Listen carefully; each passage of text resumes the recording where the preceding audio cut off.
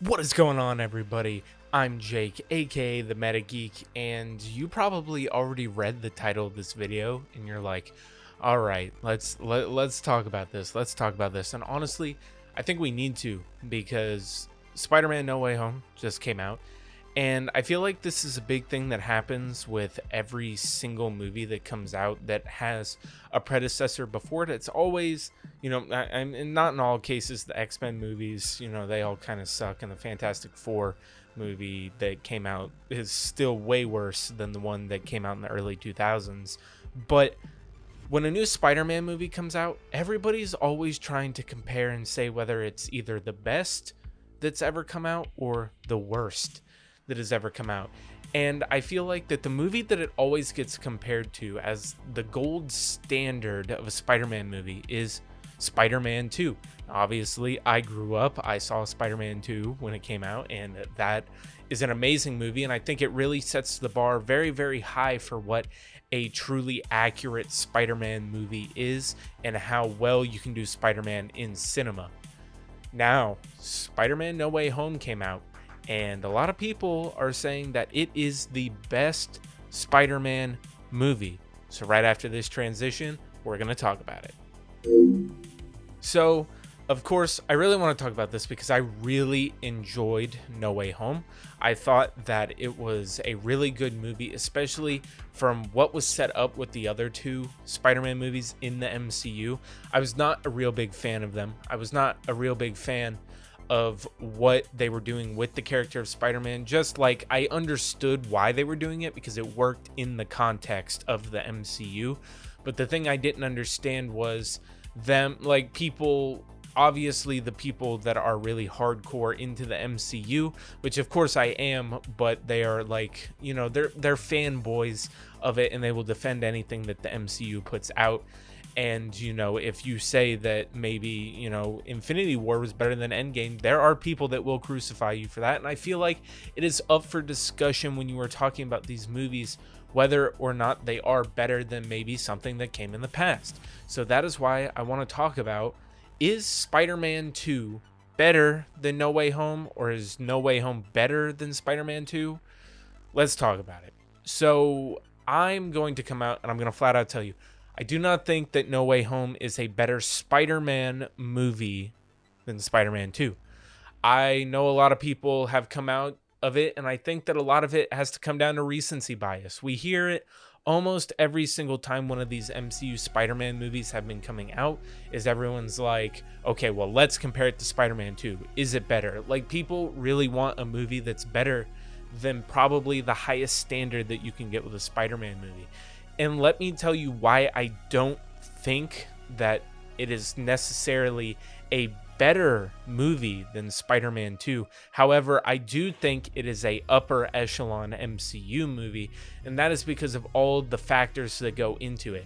I feel that Spider-Man No Way Home as a whole is a good movie, and I think that the last third of the movie is what really, the story of Spider-Man No Way Home really doesn't matter much about Spider-Man as much as it does just implications in the MCU. And then the last third of the movie feels like a Spider-Man movie.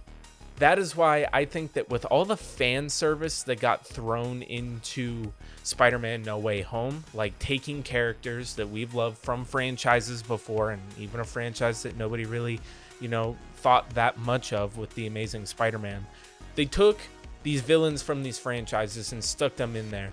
And I feel like that's always been a thing that I thought hindered the MCU Spider-Man, is that they never really had villains that hated Spider-Man because he was Spider-Man. So what did they do? They went and they took villains that were already established in other movies that were successful and took them and were like, well, these people hate Spider-Man. So in this, it works. And I think that with the fan service, it really works. And I feel like that's what makes it tug at people's heartstrings and really make them think that it is the best Spider-Man movie. I think that a lot of it has to do with recency bias too. Trust me, I left the theater and my mouth was open it was an experience with Spider-Man No Way Home. But when I have to look at it as a film person and there are things in Spider-Man No Way Home that are a mess. There are just parts of the movie that I can genuinely look at and it's like, that didn't invoke a reaction out of me. That doesn't make much sense. And when I look at it like that, when I think of the first two acts kind of set up while they do tie in with Spider-Man, they really are just showing off what the MCU wants to do with the future of their projects and bringing in these beloved characters, which make sure if you are checking out this video to go check out my 2 update videos on Andrew Garfield's Spider-Man situation and the leaks that have come out about Doctor Strange 2 and the Multiverse of Madness, which a lot of Spider-Man No Way Home will relate to. But I think Spider-Man No Way Home as a whole is a good movie. I think it's a really damn good movie. And I think that in comparison to other MCU properties and in the scope of the MCU, it's the best damn MCU Spider-Man movie. But when I look at it as a fan of the comics of Spider-Man and somebody who looks at it with a little bit more of like a glass eye, and as a film person, I can see that there's some problems with the movie. And when I compare them to what has come out before and what technically you need to create a great Spider-Man story, they hit that in the last third of the movie. Whereas I feel Spider-Man 2 as a whole encapsulates what it is to be Spider-Man, and not only that, but the struggles of being Spider-Man, and Spider-Man's struggle to not only have to balance work and his life, and learning that with great power comes great responsibility, like he did in the first movie, and then taking that and still having to use that and then giving up that responsibility, but then realizing that he still needs to do it. I feel like the story as a whole of Spider-Man 2 encapsulates who Spider-Man is a little bit more than the whole movie of No Way Home. So when I say that I think Spider-Man 2 is a better movie, I still think it is the best Spider-Man movie. That is subjective. If you like Spider-Man No Way Home more than Spider-Man 2, that's great. They're both good movies. When I came out of the theater, I wanted to put them 1A and 1B. And honestly, that might be what they are, because they're two different things. One is a really fun story with multiverse implications and all this crazy stuff that brings in things that fans like. And the other one is a story about just Spider-Man and trying to be one of the best comic book movies ever and tell a great story along with being a superhero movie at the same time. They're two different things. And when I look at them like that, I love both of these movies. Spider-Man No Way Home is going to be one of those movies when I'm rewatching from Spider-Man 1 all the way to the latest Spider-Man movie. It is going to be a great watch. Every single time I'm going to look forward to it. But Spider-Man 2, just from beginning to end, makes you go, man, that was a great Spider-Man movie, and the way it ends, it was awesome. And I feel like they took elements of that, and they are now moving forward with Tom Holland in that same way, and they ended Spider-Man No Way Home on a great note.